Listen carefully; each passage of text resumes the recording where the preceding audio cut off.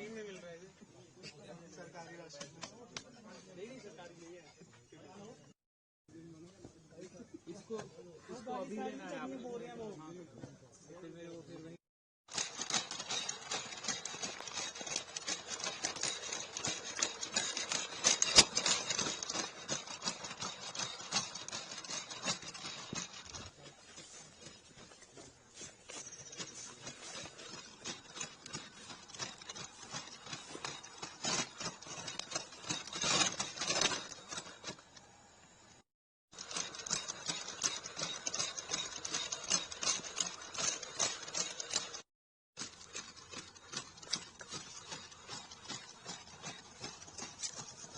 Sir ये robotic module कैसे काम करता है?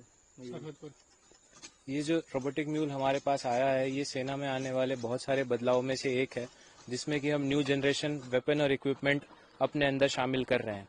ये जो रोबोटिक म्यूल है ये हमारे यहाँ पेट्रोलिंग में काम में हम लेते हैं और एडम मेंटेनेंस में भी हम इसको काम में लेते हैं। इसके अंदर जो कैमरास दिए हुए हैं जिसकी मदद से हम पेट्रोलिंग के टाइम आगे आने वाले खतरे को पहले से ही भांप सकते हैं और हमारा सोल्जर जो है हमारा सिपाही उसको इजीली नेगोशिएट कर सकता है।